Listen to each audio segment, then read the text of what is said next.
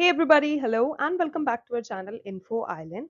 So guys, आज के इस वीडियो में हम भारतीय संविधान की एक महत्वपूर्ण पहलू यानी कि भारतीय संविधान की जो 12 अनुसूचियां हैं यानी कि 12 स्केड्यूल्स जो हैं इंडियन कॉन्स्टिट्यूशन के, उनकी आज हम इस वीडियो में बात करेंगे।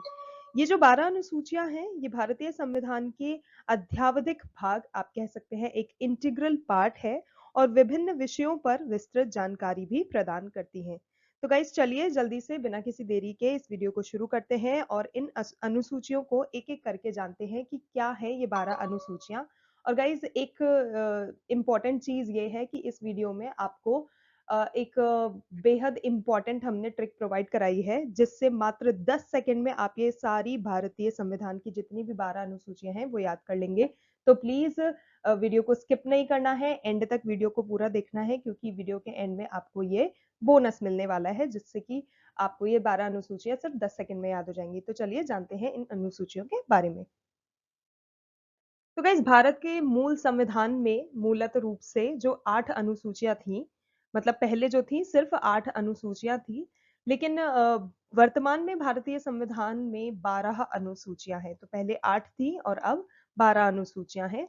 संविधान में जो 9वीं अनुसूची ऐड करी गई थी वो प्रथम संविधान संशोधन 1951, और जो 10वीं अनुसूची मतलब ऐड करी गई थी वो 92वें संविधान संशोधन 1985, और जो 11वीं अनुसूची थी वो 73वें संविधान संशोधन यानी कि 1992, एवं 12वीं जो अनुसूची थी वो 74वें संविधान संशोधन यानी कि 1992 द्वारा सम्मिलित किया गया था। तो ये सारी इंपॉर्टेंट चीजें आपको याद करना है कि earlier there were only 8 schedules, और उसके बाद कैसे कैसे 9वीं 10वीं 11वीं 12वीं कब कब ऐड करी गई थी ये सब आपको पता होना चाहिए।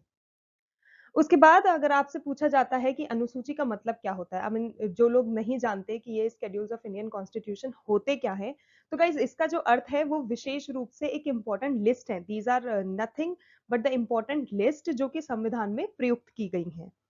भारतीय संविधान की जो अनुसूचियां हैं वो अतिरिक्त प्रावधान हैं जो संविधान के विभिन्न प्रावधानों के बारे में विस्तृत जानकारी प्रदान करती है। तो गाइज शुरू करते हैं अनुसूचियां। तो पहले नंबर पे आती है हमारी प्रथम अनुसूची। क्या है इनमें? प्रथम अनुसूची में भारतीय संघ के घटक राज्यों एवं संघ शासित क्षेत्रों का उल्लेख दिया गया है। संविधान के 62वें संशोधन के द्वारा दिल्ली को राष्ट्रीय राजधानी क्षेत्र का दर्जा दिया गया है। तो गाइज ये चीज आपको नोट करना है।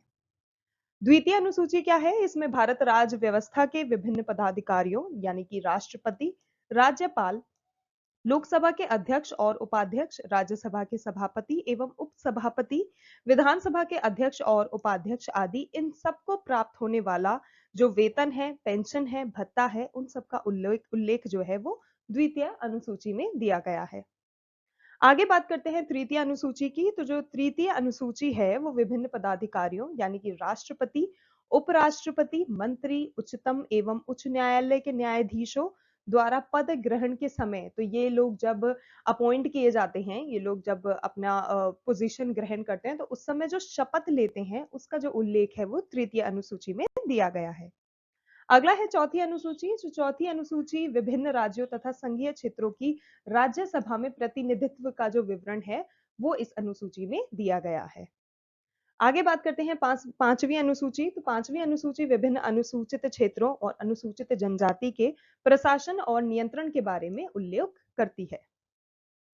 आगे है छठी अनुसूची। तो छठी अनुसूची असम, मेघालय, मतलब अन्य जो स्टेट्स हैं जैसे कि असम, मेघालय, त्रिपुरा, मिजोरम, इन राज्यों के जनजाति क्षेत्रों के प्रशासन के बारे में, इसमें केंद्र एवं राज्यों के बीच जो शक्तियों के बंटवारे हैं उन सब के बारे में बताया गया है। किसमें? छठी अनुसूची में।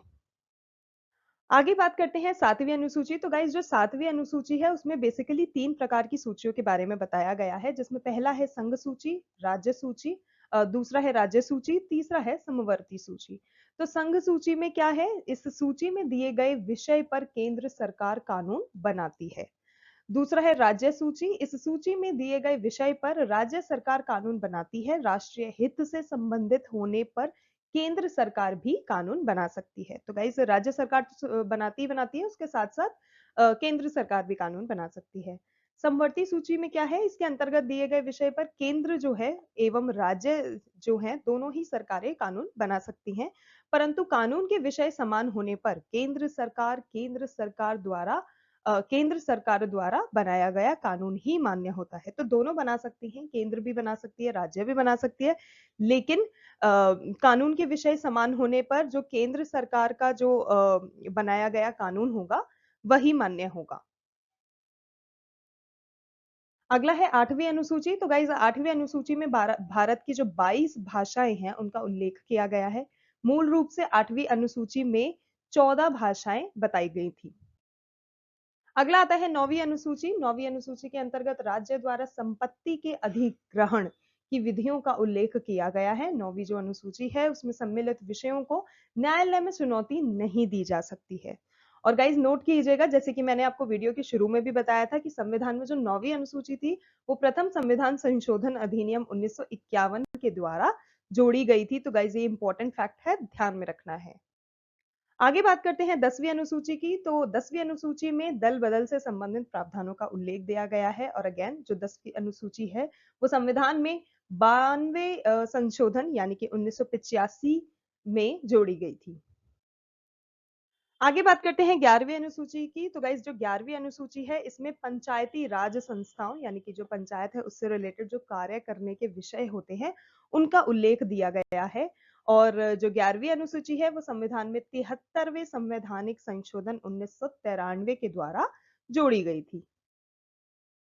आखिरी में आ गई है 12वीं अनुसूची। तो गाइस जो 12वीं अनुसूची है इसमें शहरी क्षेत्र की जो स्थानीय सुशासन संस्था होती है उनको कार्य करने के विषय का जो उल्लेख है वो इस अनुसूची में दिया गया है, यानी कि आप कह सकते हैं नगर पालिका संबंधित है ये 12वीं अनुसूची। और अगेन जो ये 12th अनुसूची है ये 74वें संवैधानिक संशोधन 1993 के द्वारा जोड़ी गई है। तो गाइज जैसे कि मैंने आपको बताया था कि वीडियो के एंड में हम एक इंपॉर्टेंट ट्रिक प्रोवाइड कराएंगे जो कि आपके लिए बोनस है वीडियो के एंड तक बने रहने का। तो गाइज एक ट्रिक है जिससे कि आपको ये सारे 12 स्केड्यूल्स जो हैं इंडियन कॉन्स्टिट्यूशन के वो सिर्फ 10 सेकंड में याद हो जाएंगे। तो वो ट्रिक क्या है चलिए मैं आपको बताती हूँ। ओके गाइस, तो एक फ्रेज आप कह सकते हैं, स्टेटमेंट कह सकते हैं, तो इसको आपको याद रखना है, टीयर्स ऑफ ओल्ड पीएम। बस आपको टीयर्स ऑफ ओल्ड पीएम याद रखना है।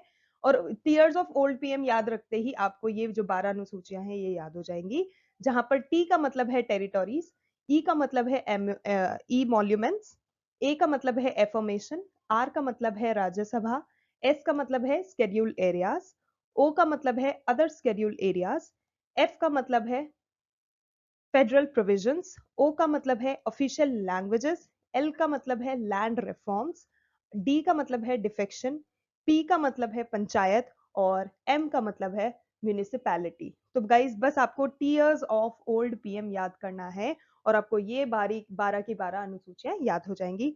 और गाइज एक चीज बोलना चाहूंगी, सॉरी ये स्केड्यूल नहीं ये शेड्यूल बोला जाता है। स्केड्यूल तो बेसिकली जो हम टाइम होता है उसको रेफर करने के लिए यूज करते हैं, but when it comes to caste and areas तो हम शेड्यूल बोलते हैं। तो प्लीज उसे करेक्ट करिएगा, it's schedule areas and other schedule areas here. So guys that's it for today. I hope आपको वीडियो अच्छा लगा हो, आई होप आपको ट्रिक अच्छी लगी हो। अगर आपको वीडियो अच्छा लगा हो then don't forget to like share and subscribe to our channel info island. और इसी तरह से हम पर प्यार बरसाते रहिए और चैनल को सब्सक्राइब करते रहिए, वीडियोस को लाइक एंड शेयर करते रहिए। And yes, thank you so much for watching.